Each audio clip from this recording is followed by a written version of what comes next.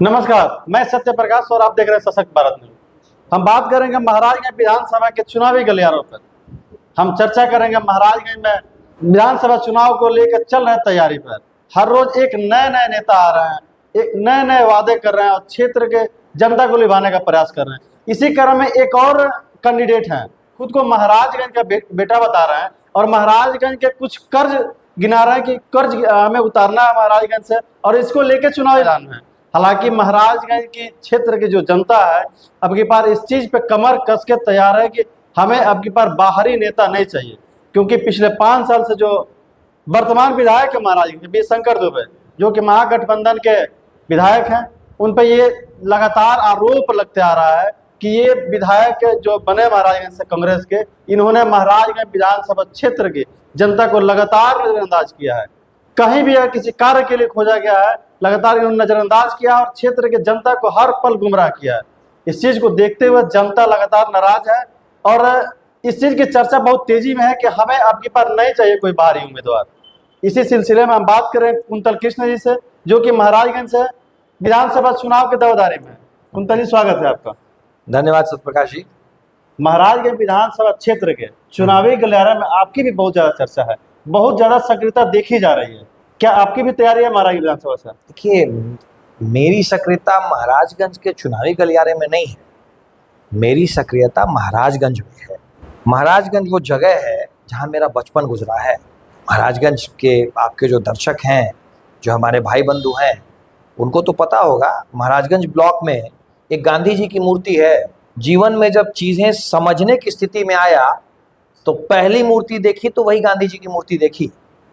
पहला पोखरा देखा तो वही महाराजगंज के बगल वाला पोखरा देखा। पहली बड़ी बिल्डिंग देखी तो बिस्कोमान का वो वेयर हाउस देखा। पहली नहर देखी तो वही पचनौली वाली नहर देखी। पहला स्कूल गया तो महाराजगंज के बाजार से गुजरते हुए वही सरस्वती शिशु मंदिर गया। वहाँ जगनानी चाचा हुआ करते थे, आजकल उनका पूरा परिवार गोरखपुर शिफ्ट हो गया। मुकेश पुस्तक भंडार, वही पवन अग्रवाल, पवन गुप्ता, वही हमारे साथी हैं, आज भी हमारे बड़े अच्छे मित्र हैं सुनील। बचपन वहीं गुजरा, वही महाराज जी की मिठाई और वो दाल मूट। तो जब मैं कहता हूं कि महाराजगंज का मेरे ऊपर कर्ज है, तो मेरी बचपन की यादें, मेरा गुजरा हुआ बचपन, दुनिया क्या होती है, मैंने आपको बताया ना। पहला पोखरा देखा तो वही पोखरा देखा, महाराजगंज ब्लॉक के बगल वाला, वही मेरे लिए शायद समंदर हुआ करता था, क्योंकि उससे बड़ा पोखर तो मैंने देखा ही नहीं था कभी। पहली मूर्ति देखी तो वही गांधी जी की मूर्ति देखी। पहली बड़ी मिठाई की दुकान देखी तो महाराज जी की ओवरसियर मोड़ पे वो दुकान देखी जहाँ वो बर्फी बनती थी। डॉक्टर, पिताजी मेरे डॉक्टर थे, पर बड़े डॉक्टर सूरजदेव बाबू का घर देखा। तो महाराजगंज का तो मेरे ऊपर कर्ज है।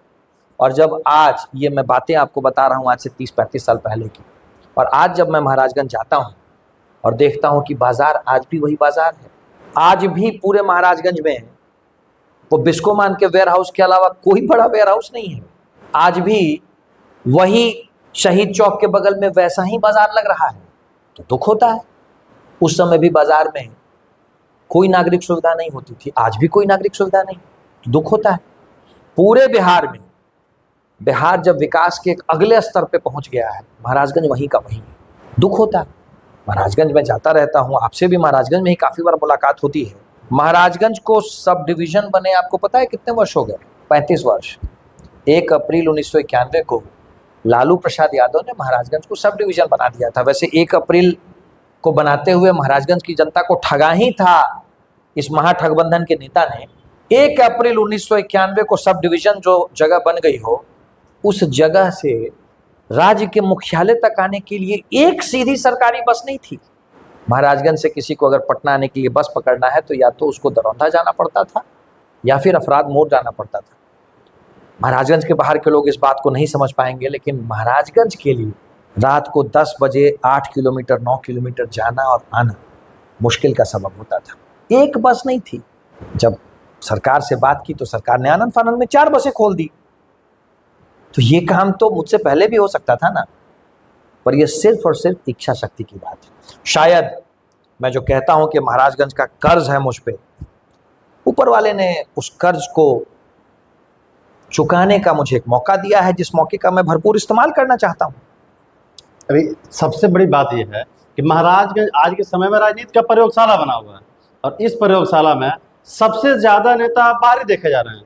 जैसा हम नहीं कह रहे हैं, ऐसा लोगों का कहना है कि जितने भी नेता हैं, चाहे वो एनडीए के नेता हो, भाजपा, जदयू, या महागठबंधन से चले तो कांग्रेस के नेता हो या राजद के नेता हो, इन सभी पार्टी के जो भी वहाँ के नज़दीकी नेता हैं, ये सब लोग ये आरोप लगा रहे हैं कि क्या महाराजगंज में नेता नहीं है, हम बाहरी नेता को क्यों देखें। बाहरी नेता के तौर पे एलिगेशन लगता है कि महागठबंधन में अगर चला जाए तो विशाल जायसवाल, विनोद जायसवाल के पुत्र हैं, इन पे बाहरी होने का आरोप है। नीतीश द्विवेदी, जो कि ये भी महाराजगंज विधानसभा क्षेत्र के नहीं है, महागठबंधन से ये भी प्रत्याशी के रूप में अपने चुनावी क्षेत्र में लगे हुए, जो कि दरौदा विधानसभा क्षेत्र से आते हैं। वर्तमान विधायक बी एस शंकर दुबे, ये भी महाराजगंज विधानसभा क्षेत्र से नहीं है। इसी क्रम में आपका भी नाम आता है, कुंतल कृष्ण, ये भी महाराजगंज विधानसभा क्षेत्र से नहीं है। तो क्या महाराजगंज के लोकल नेता नहीं है? लोकल नेताओं पे लोगों को विश्वास नहीं होगी जो बाहरी नेताओं को वोट देंगे, अपना नेता बनाएंगे बाहरी लोगों को। अब देखिए, बाकी लोगों के विषय में तो मैं बहुत ज़्यादा नहीं कहूँगा, क्योंकि न तो मेरे संस्कार इस बात की मुझे परमिशन देते हैं, और न ही राजनीति में आज मैं जिस जगह पे हूँ वो जगह मुझे इस बात की परमिशन देती है कि बाकी लोगों के लिए मैं कुछ व्यक्तिगत बातें करूं। मैं वैसे व्यक्तिगत आक्षेप वाली राजनीति नहीं करता हूं। मैं जिस स्कूल ऑफ थॉट से आता हूं उसमें व्यक्तिगत आक्षेप की कोई जगह नहीं है। वैचारिक लड़ाई है, वैचारिक बात होगी, पर मैं अपने बारे में आपको बता देता हूं।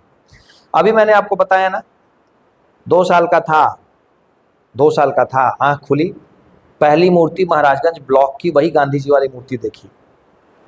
14 साल का था, जब जा रहा था बाहर पढ़ने, भाई माहौल ऐसा था, लालू जी के उस राज में, उस जंगल राज में कोई भी पिता, कोई भी परिवार अपने बच्चे को नहीं खोना चाहता था। सुरक्षा के दृष्टिकोण से बाहर भेज दिए जाते थे बच्चे। बाहर जब तक नहीं गया पढ़ने, तब तक मेरा विद्यालय कौन सा? वही सरस्वती शिशु मंदिर, बाजार के अंदर आज भी अवस्थित है। बचपन की यादों में दोस्त कौन? वही मुकेश पुस्तक भंडार, वही पवन, वही शाही जी, वही पसनौली के पहलवान जी जो हमारे यहाँ गौ सेवा में आया करते थे, वही ओवरसियर मोड़, वही बंगरा, वही सिहोता। अगर इसके बाद भी आप मुझे बाहरी कहते हैं तो फिर तो मैं क्या कहूं, फिर तो बाहरी क्या होता है, इस विषय पे उन लोगों को आके मुझसे बात करनी चाहिए।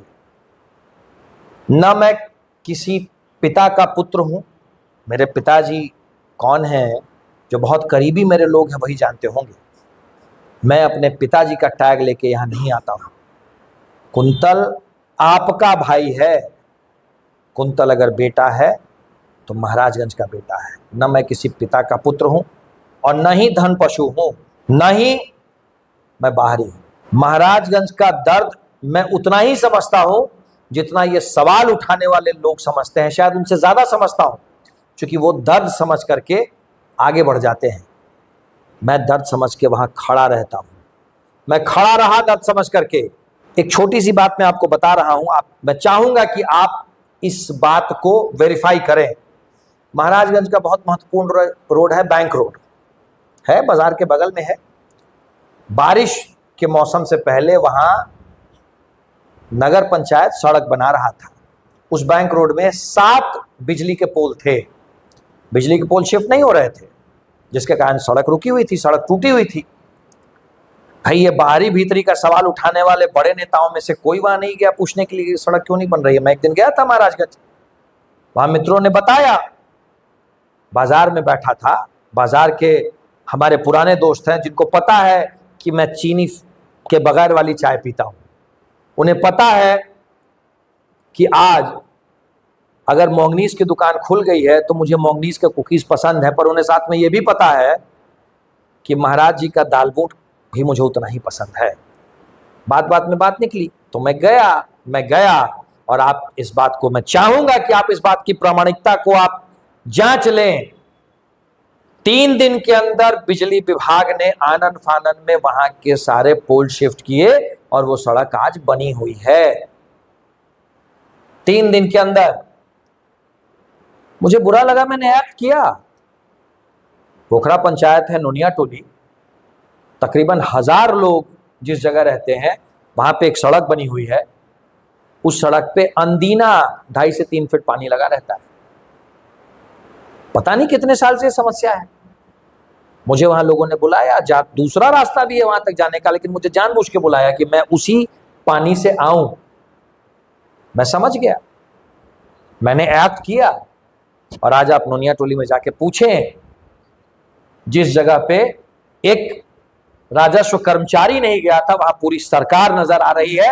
अब मुझे यकीन है कि जब मैं अगली बार नोनिया टोली जाऊंगा तो उस सड़क पे वो पानी मुझे नजर नहीं आएगा। भगवानपुर बिल्कुल मेन रोड पे अवस्थित है। फिर मैं कह रहा हूं, आज भी सरकारी बस सीधे भगवानपुर से पटना के लिए नहीं है। मेन रोड पे अवस्थित है ना, मेन रूट पे अवस्थित है सरकारी बस। मैं आज आपको कह के जा रहा हूं, आज से 30 दिन सरकारी बस चलेगी और आपको भी उसी बस में बिठा करके पटना लाऊंगा। बहुत बहुत धन्यवाद जो आप अपना कीमती समय दिए। आप लोग जुड़े रहिए, बने रहिए और देखते रहिए सशक्त भारत न्यूज। हम आपको बिहार के हर विधानसभा क्षेत्र से नई नई अपडेट लाएंगे, नए नए खबर लाएंगे। तब तक के लिए धन्यवाद, नमस्कार।